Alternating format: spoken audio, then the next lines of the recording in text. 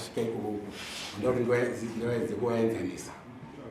watotanga kusvika kuti agondomba machemu watorowa hanzvadzi yake aambisa mazino apo apo vanhu mai vacho vachiti vari kukomplainawo mari yavo yakatorwa nevana vavo ivo chii 150 sandati ndakatadza kuti ndivaenzanisa apa takambotongwa panapa ndichinzi mukwasha wangu iye andipe mari yangu mombe dzangu ndakatongwa panapa ndikamupa dzake takanga taita chimombe ndachimombe dzoka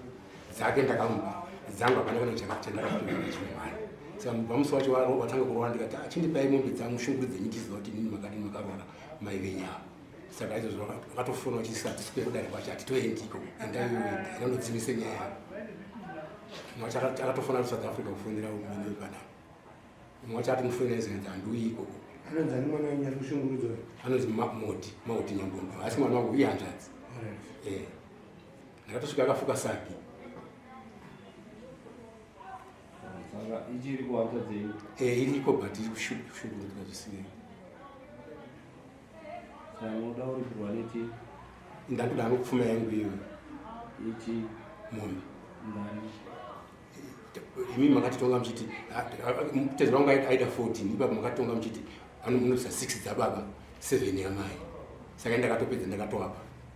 saka imauda uroverwa nechi ndakudawo neidzodzo 47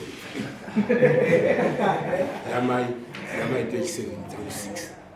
plus mai mari hatisi kunyatsonzwisisa muri kunzwisisa kuti papakamira seya chimombeni tate chimombeni chimombedzoka inga chimombedzoka ndi mambo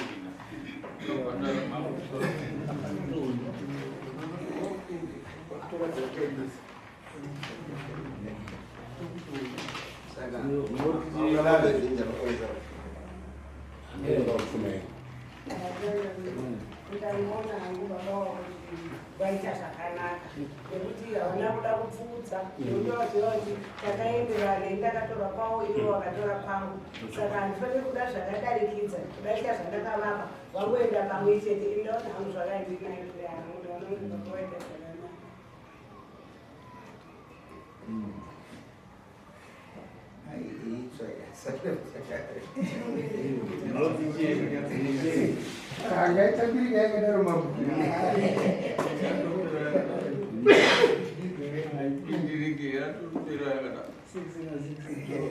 asi kazhinji kuti zvakadaro dzaifanira kusimwa kubviswa paifanira kubviswa dzimwe ngototi munonga makutera dzamakaendesa ivanosara vasina saka ivo vaifanira kutora shana iosara unenge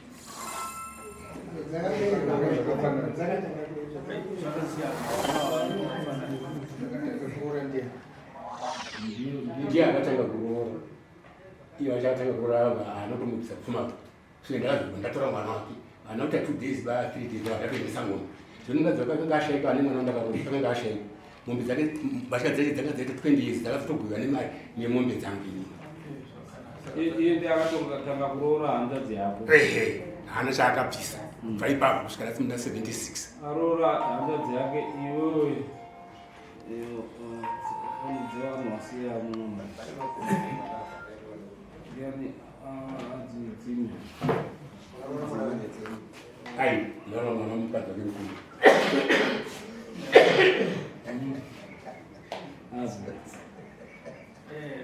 dzinoti munhu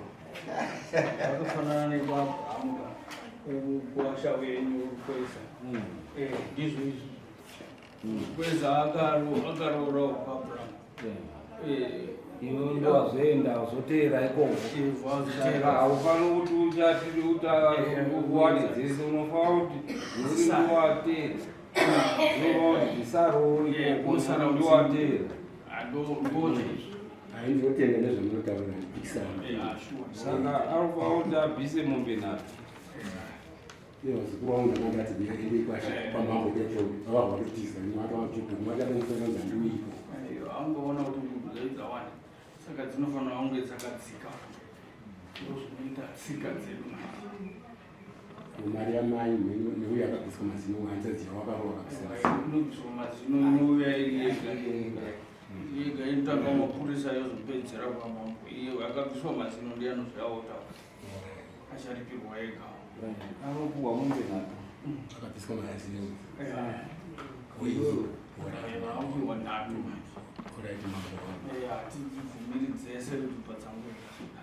anditenda angu shauri tenda anga mukwasha wazoteera kumukwasha waita musikanzi wakaiwa zvakaita musikanzwa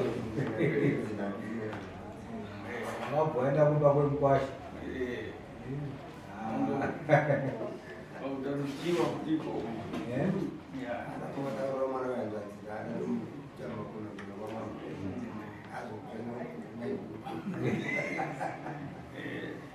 uyu ndiye akatanga arora kwake iye achizorora kwake awa ndobva wamukasikira wakuya kumhanganira kuti akadi akarora kwedu ngaabvise chii pfuma vaabvisa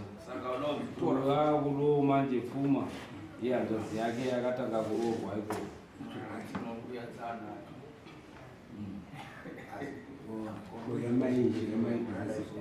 yamai mama ipapo nhatu ipapo ndo pane yamai yababa nedanga saka baba munotswana mbiri wani mubvisa mupamai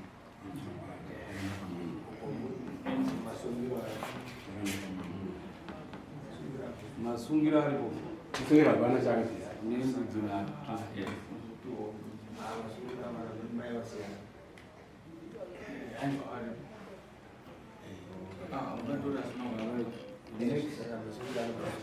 dzinobuda sei hationani ini tatatoita ndikatofona wokutsanangurira iye tatofona